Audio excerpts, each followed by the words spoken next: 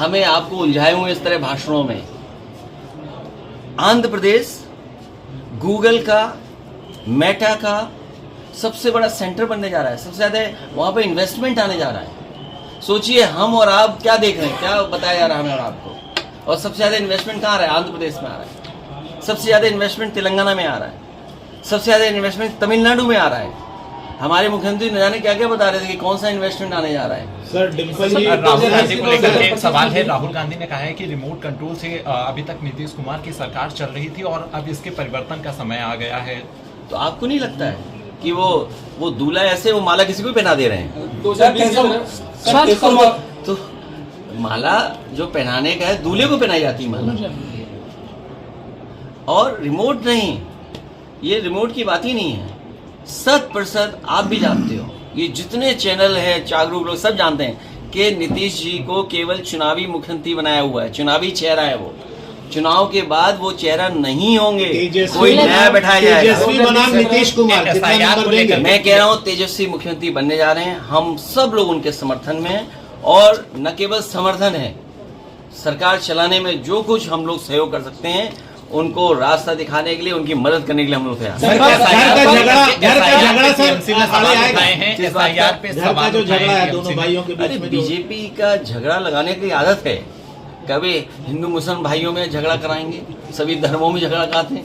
और सुनिए, थोड़ा सा नीचे ऐसा झगड़ा लगाते हैं कि अपने इंजन भी टकरा रहे हैं उनके। आप सोचिए, मैंने तमिलनाडु का विज्ञापन निकाला, दोनों डिप्टी सीएम गए, अभी एक बड़ा भव्य कार्यक्रम हो रहा था, दोनों डिप्टी सीएम गए। तो ये अपनों को नहीं संभाल रहे हैं, क्या मजबूरी है जिसकी वजह से सब साथ हैं। सर जी ने बधाई नहीं दी है योगी आदित्यनाथ को गन्ना मूल्य बढ़ाने पे। अब की बार डिप्टी सीएम बहाल।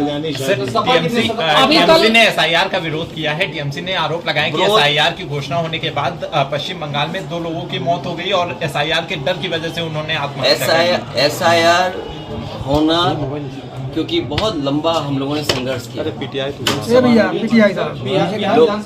लोकसभा में भी और बाहर भी, और बिहार में भी बड़े पैमाने पे हम लोग निकले, दबाव बनाया। तो सुप्रीम कोर्ट भी साथ खड़ा हुआ, कुछ सुधार आया। जो हम लोगों को देखने को मिलता है, इलेक्शन कमीशन निष्पक्ष कार्रवाई नहीं करता। इलेक्शन कमीशन की जिम्मेदारी है कि वोटर लिस्ट को ठीक रखना, पूरा वोट पड़ जाए। क्या आपको दिखता है कि वो निष्पक्ष हैं? यूपी का कोई बाई इलेक्शन उठा लो आप, या जनरल इलेक्शन उठा लो आप, भेदभाव के साथ काम करता है इलेक्शन कमीशन और उसका एडमिनिस्ट्रेशन। इसलिए आरोप लगना तय। और एसआईआर में घोटाला करना चाहते हैं बीजेपी के लोग।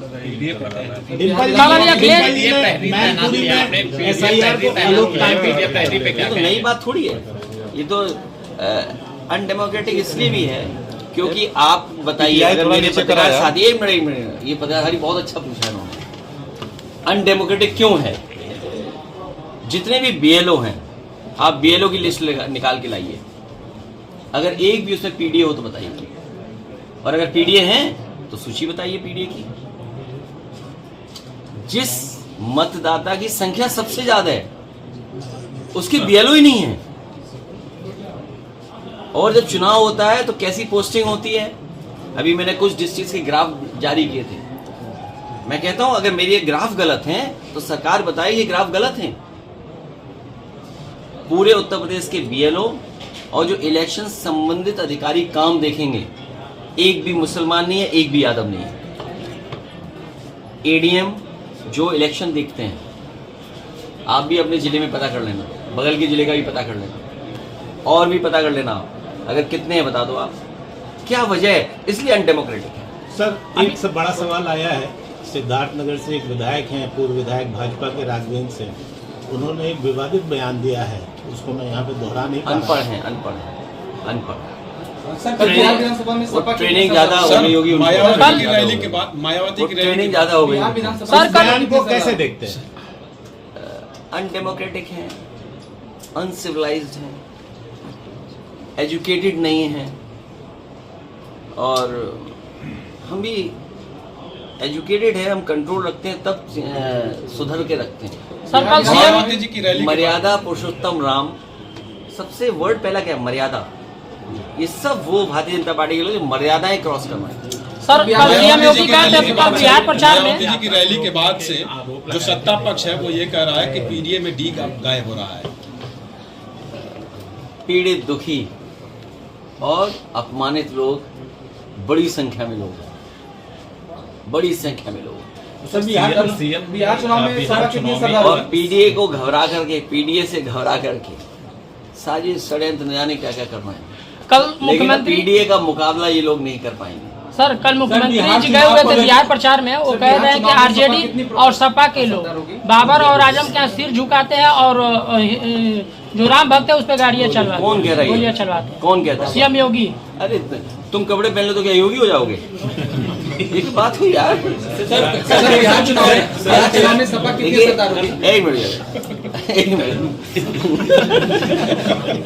अच्छा देखिए, अभी ये पत्रकार साथी सब जागरूक जानबूझ मुझे क्यों पूछ रहा है? ये इसलिए पूछ रहा है कि हम योगी जी के फिल्म के बारे में बताएं। अगर उनकी फिल्म सच्ची होती, अगर सच्ची योगी पे फिल्म बनी होती, जो बात ये कह रहे, जिस भावना से ये कह रहे हैं, तो हाउसफुल होता। ये पहली फिल्म है जो रिलीज होने से पहले फ्लॉप हो गई सर और से ये फ्लॉप